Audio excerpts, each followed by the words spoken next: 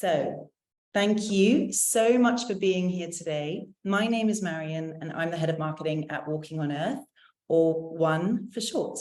I'm very excited to bring you today's event. As a little context about what we do at Walking on Earth, through our platform, we help businesses and their employees to preventatively manage their stress at work and improve their health so that they can stay in roles that they love for longer. Today's event is highly relevant for this goal, as performance, happiness, and health are so intrinsically linked. So I'm thrilled to introduce you to today's event, From Olympic Sports to Health at Work, the Secret to Peak Performance. So taking us through today's session is our new head of commercial, Jack Green. Hi, Jack. Hello. Jack is best known for his running ability. He's a double Olympian, having represented Team GB at the London 2012 and Rio 2016 Olympics, but it's also his work in coaching and mental health that has led him to us here at WONE. From coaching world champions and Olympians to coaching business professionals in achieving high performance at work, to his former roles as global wellbeing lead at BBC Studios and head of performance at Champion Health, Jack is absolutely no stranger to this space. And one of the reasons why Jack is such a great fit for us here at WONE is because of the alignment in our principles and our values. So the WONE team is actually built on the principles of what we call a race model, where balancing the sprint with the recovery is actually paramount to being able to build sustainably high-performing teams. These values of ours really feed through to the clients that we work with, both from us sharing our philosophy and our ways of working with them, but also being able to give 100% of ourselves all of the time. So our objective as a platform and as a service provider is to help our clients understand how to give their employees the tools and the knowledge to manage stress preventatively, especially when they need it the most. So Jack's story is an incredibly compelling example of this brought to life in his own personal journey. Before we dive in, I wanted to share a quick fun fact that you won't be able to find about him online. Despite being a double Olympian, as a young child, Jack actually had no interest in sports. And so you'll have to ask him why he changed his mind. We'll be here for the next 25 minutes roughly. If you have any questions along the way, please do drop them into the chat and Jack will answer them at some point. So let's get started. Jack, perhaps you could start by sharing a little bit more about your background. Thank you, Marion. And yeah, I've never had an intro as good as that. So that's brilliant. Thank you very much. Hi, everyone. Thank you for joining today. I will go through my background for those that don't know me already and set a bit of an agenda. But I wanted to say it's so great to have so many people. And as we've seen from the chat, all over the world, which is really cool. The fact that you all understand or at least have a huge interest in well-being and performance. And this kind of feeds into my philosophy of health and well-being is the foundation to high performance, that we are human beings every single day, for every hour of that day. And that means that we need to thrive personally to then thrive professionally. And that's something that I've brought into my work in well-being and obviously bringing into my work with WONE here. But what I wanted to do, how I break up my talks, this will be a lot shorter than some of the ones I've done previously. People might have heard me speak before, but I think there's a real framework for sharing your story. And the first part is, who are you? Which I'll share shortly. Then it is, why should you care? But the most important piece, and this is the bit I'll spend most of the time on, is how can I help you? When I want to hear from a speaker, I want to find a podcast or a book. The whole reason for that is because I want to be able to either help myself with what I've learned, or how do I help other people, the people I love, I care about, the people I manage at work or that I work with. Everything's about learning and developing. And I think that's something that quite often is missed from our keynote speakers, and really want to share that with you today. So a little bit on that philosophy piece. I've said about thriving personally to thrive professionally, but for me, the greatest investment you can ever make is your mindset. As a former athlete, physically, I was at the top of my game. I'm retired now. My body doesn't do what it used to do. So that bit's gone unless I carried on with that investment. but my mindset's still there. And it's that mindset that's allowed me to progress. So in terms of that who am I piece, yes, I'm a double Olympian. I represented Great Britain at 2 Olympic Games in the 400-metre hurdles, and I've sseen there's a 400-metre hurdler or two on this call, so they'll understand how difficult the event is. Its nickname is the Man Killer, probably the one that I shouldn't have chosen, but happened to be good at. And I always dreamt of being an elite performer, elite athlete, going to the Olympics. But my career stopped early at 28. So I retired at the age of 28 because I was diagnosed with mental health conditions of being bipolar disorder, being diagnosed with depression and anxiety. And that was all at the age of 20, shortly after finishing 4th at the Olympic Games. And that's where this whole kind of journey started and moved forward. I then became the head of wellbeing at BBC, which led to me being in the corporate space and in workplace wellbeing. But I also coach. And that's not just athletes. I have athletes that have represented their country, have been Olympic champions, world champions. But the main thing is, it's the same lessons I teach them that I would teach in business as well. That led to me then moving forward, working with WONE, and here we are today. So a little bit on my story. As Marion said, I wasn't that big a sports fan to begin with. I wasn't really an interest. I liked animals and dinosaurs. I wanted to be an archaeologist or a zookeeper. But at the age of 7, like a lot of us at primary school, I ran down a track and realized I was good at something. And I don't know if I ever really wanted to run. I think I just wanted to be praised and to feel that I was exceeding at something, I was being successful. But my journey started from there. And my journey was pretty simple at this point. I just became a very good athlete very young. And by 18, I went professional. I was signed by Nike, became a professional athlete for 10 years. I went to my first World Championships at 19, my first Olympic Games at 20. But the thing is, I hadn't learned anything at this point. I hadn't failed. There was adversity within my life and various other pieces, and something I talk a lot more about in the bigger talks, but I'd never really had a hurdle I couldn't overcome. But at the 2012 Olympics, I was ranked 6th in the world, 20 years old. I was voted the most talented athlete of a generation in Britain. And I got to the 4th, or the 3rd hurdle rather, shows how long it's been now, the 3rd hurdle in the Olympic Games semi-final. I hit that hurdle and I fell. That was my first experience of an Olympic Games, which was my dream. I've been writing about going to the Olympics from the age of 7. And then my first experience was that of huge failure in my mind. And it was something that I really couldn't overcome. And it started this whole mental health journey. It was a huge trigger.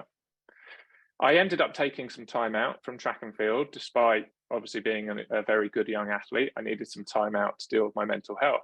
And then I returned to the sport and became a world and European medalist. But during that time, I really struggled. All the papers, society had painted me as a kind of success story of Jack has been diagnosed with mental health conditions, he's had a break, and now he's back and he's better than ever.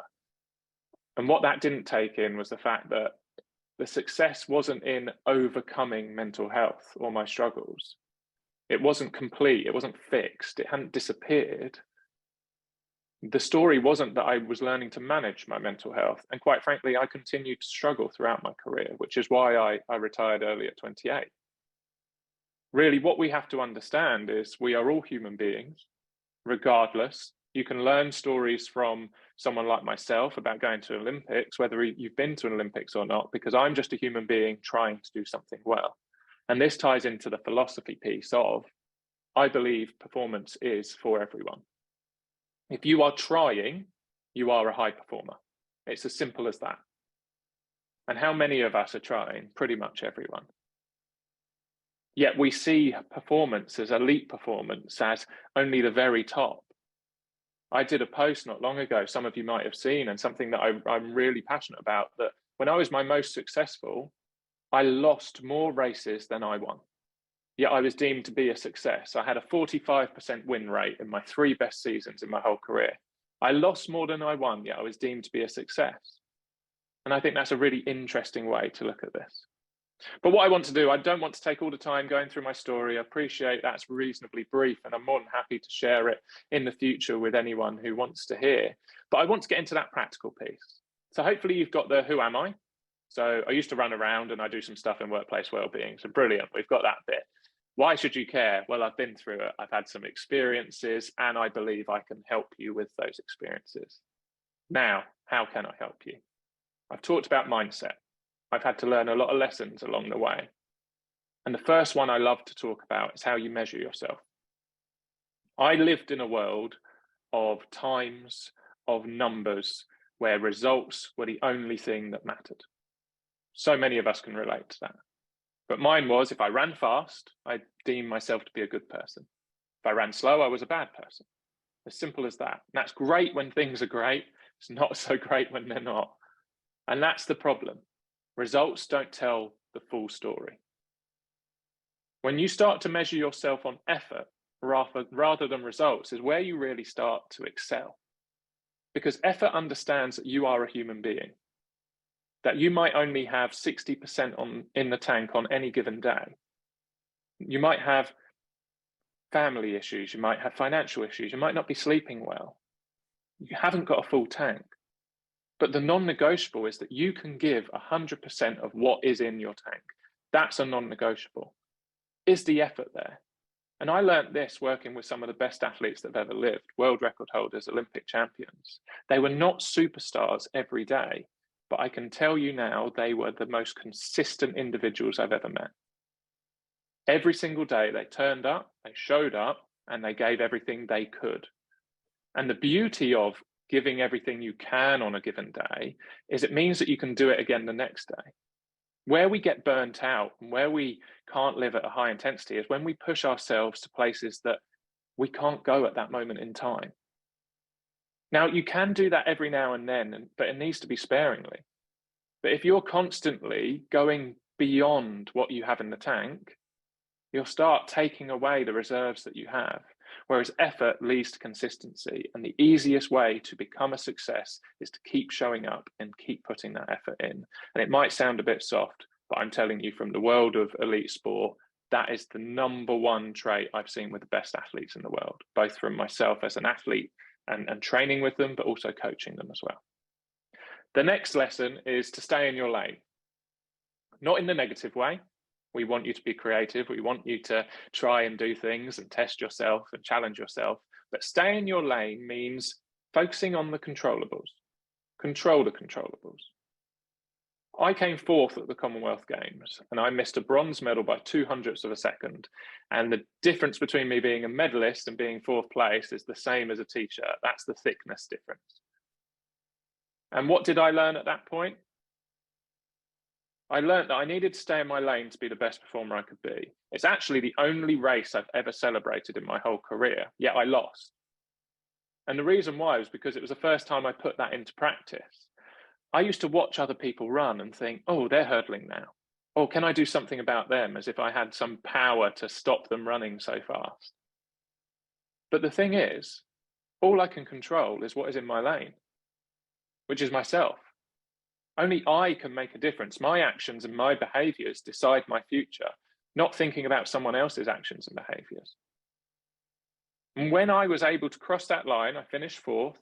I was so proud of myself because it was the first time I focused solely on myself and I did everything I possibly could to be in the best position to win that race. And it just happened that 3 people ran faster than me.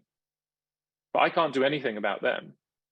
The only way I could beat them, if someone's going to go and run fast, the only way I beat them is by executing my own job, my own training, my own execution on the day to be able to run even faster than them. And I put myself in the best position to do that. So stay in your lane, control the controllables. The next one is your purpose and your why. Probably heard about this. It's pretty standard ones. Simon Sinek, there's lots of Simon Sinek fans out there. Start with your why. And it's so important. For me as a young athlete, and before I was diagnosed with my mental health conditions, I only cared about myself. I wasn't a particularly nice person. I was ruthless, but in a negative way, not in a positive way, of I would have walked over anyone to get to where I needed to be. And it was only about me. But I didn't have any real purpose or why other than I just had to be the best. So then when I came into this world of adversity, of struggling, I had no reason to get up again. I had no reason to keep going. Whereas now, My why, my purpose is around the fact that I want to be able to help as many people as possible. So being able to speak to you today is hugely fulfilling for me in a very selfish way. It's hugely fulfilling because my purpose and my why and my reason is I want to help as many people as possible be the best they can be, because I don't want you to either experience what I went through or not have the tools to manage those times, those tough times when they come. And then in turn, an extension of that, the extra part of my why is I get to help the people closest to me as well in turn from that. The people I love in my circle, the people I trust. So when adversity strikes, when things get tough, I can always lean back on that. It gives me a direction, tells me where I need to go, how I need to do it. Whereas when there's no why, when there's no purpose, it doesn't matter where you go. There is no direction, and it won't keep you going when things are tough. I've got two more, and then we can open it up for questions. But I've got so many of these, so I won't subject you to all of them. But we got two more. This one seems really obvious. I don't normally talk about this one, but I feel it's important. It's about your super strengths. You can term this however you want. I don't really mind how you're going to look at it. But understanding that what got you here is your super strength. That you don't get promoted in your job because you did something badly. I wasn't a 400-meter hurdler and great at what I did because I was bad at something. It's because I was good at a few things, more than good. I was exceptional at a few things. And yet I went through a part of my career where I focused on all the things that I wasn't very good at and put all my energy and effort into those things. And I didn't improve. I didn't get any better because I forgot about the reason why I'm here and how I got here. So for me, if you can really focus on what do you do well, do more of it. Turn it into something that's absolutely incredible, not just good, but turn it into something that's super. That doesn't mean we neglect the things that we might want to improve on. We put some time into those and make sure that they don't hold us back. But they're not the reason that you became a high performer in the first place. The reason you became a high performer is because you were exceptional at something. Keep being exceptional at it. Be even more exceptional at it. Focus there. And then the last one, and I love this. I was very fortunate to live in Florida and train out there for a short time during my career. And I worked with the Navy SEALs, did some consultancy work and worked with them out there around how they view their situations and their environments. But they taught me more than I could ever teach them. And one of the things that I learned from them was how they view their situations they find themselves in. And they ask themselves, C or T? So when you're feeling that anxiety in a situation, you might be going into a boardroom, for example, whatever it might be, and you start to feel that anxiety, ask yourself, am I being challenged or am I being threatened? And it's a way to start looking at your environment. Because if you feel threatened in any situation, we go into fight, flight, freeze, fawn, which is an extra one. I won't go into detail about that, but talk about it another time. But you go into this very natural response. And most of the time, if you feel threatened, you're either going to run headfirst into that situation with no clarity, or you're going to run away from it as quickly as possible because it's danger and you need to get out of there. It's not conducive to high performance. Navy SEALs use this in conflict to bring that clarity because they know performance comes from clarity. So they view every situation as a challenge. Well, actually, as soon as I say challenge, I feel better for it. Using that language, you feel a bit more relaxed. I'm actually just being challenged here to see what I'm capable of doing, to see if I'm up to the task, up to the challenge, to see whether my training has paid off, rather than, oh dear, I'm being threatened here. This could be the end of the world. And if you can start to ask yourself in any situation where you feel that anxiety, am I being challenged or am I being threatened? I promise you, 99% or more of the time in the world that we all live in, you are just being challenged. And it's your chance to have an opportunity, essentially, to see what you can do. A threat is very final. A challenge is an opportunity. And the last bit that I'll extend off that is very similar but links is another way you can view your situation. And that is to ask yourself, is it the act that has changed or is it the environment? So then when you're feeling that anxiety, ask yourself, is it the act or the environment? When I was 7 years old, I ran down that grass track and found out I could run fast. All I was trying to do was run as fast as I could. When I went to my first Olympics at 20, the act hadn't changed. All I was trying to do was run as fast as I could, but obviously it felt different. But that was because my environment changed. Actually, what I was being asked to do wasn't something that I hadn't done before or that I wasn't capable of doing. Very rarely in your life are you asked to do something that you haven't done or that you're not capable of doing. It's just that we change the environment and we get caught up in the noise and the threat of that environment that we lose the focus on what is the act. So there's two ways of viewing your situation and your environments there of, is it a challenge or a threat? I promise you it's always a challenge. So let's reframe and look at it that way. And also then going, well, am I being asked to do something I haven't done before or that I'm not capable of doing? Or is it just my environment that's making me feel this way? So there you go. There's a whole lesson piece. Hopefully, as I said, the majority of this is the kind of the learning and how I can help you, because it's the most important piece when you hear from a speaker. So what we'll do off the back of this, if there are any questions, I see there's a couple in the chat already, more than happy to answer those. And then, yeah, we can go from there. You can either jump off early and enjoy some well-being time in true well-being fashion, or we can carry on with questions. So let me have a quick look. You want me to read them out for you, Jack? That'd be great. Thank you. Okay, we have Ryan from Finwell asking, would love to hear what Jack thinks about the importance of self-talk and any tips on managing the voices in the head and using it to your advantage. That's a great question. And Ryan was a footballer himself. So Ryan knows this world well, and especially the voices in the head, especially when you're in a situation that might be, yeah, as we view it, more of a threat where it should be a challenge. But how I would say around this, around the voices in your head, is I was very fortunate to be taught by some fantastic people in the mental conditioning world. I've got one of the books behind me there that's called It Takes What It Takes. And it's all around this neutral thinking. So a philosophy around staying neutral. So always looking for the facts. So when you're having those spiraling thoughts that I know full well about, I think we all do, we have spiraling thoughts that run away and aren't always helpful. If we can then look at those thoughts and we can say, well, what are the facts here? What's the logic? Now that I have all the information available to me, what am I going to do about it?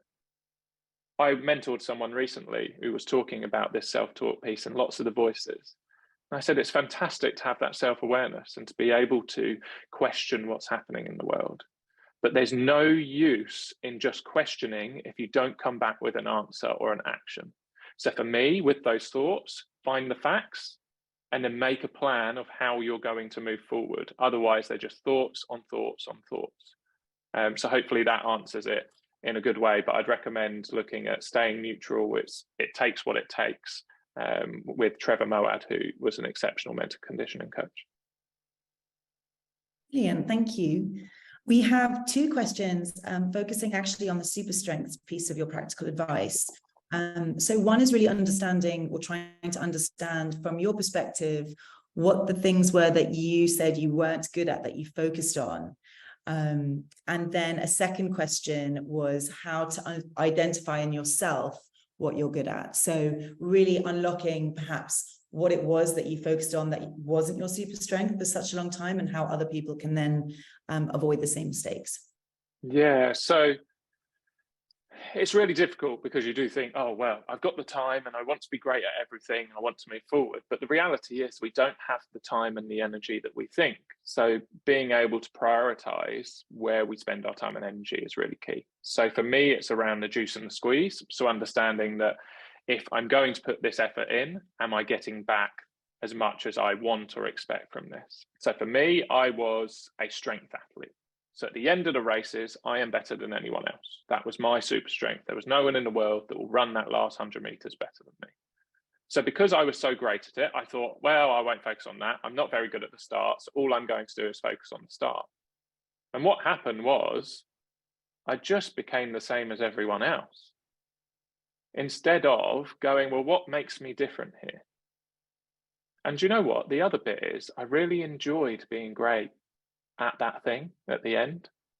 And that really helps then beyond what we can talk about from science and various other pieces, your super strength can also be something that you really enjoy.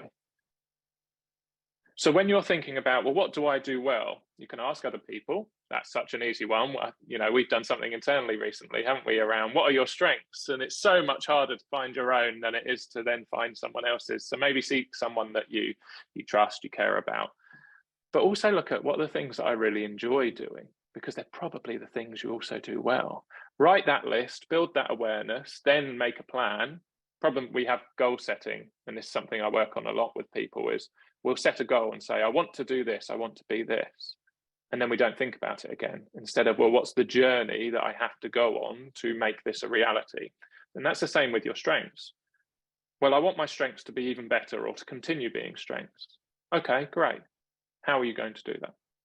Then we make our plan to move forward.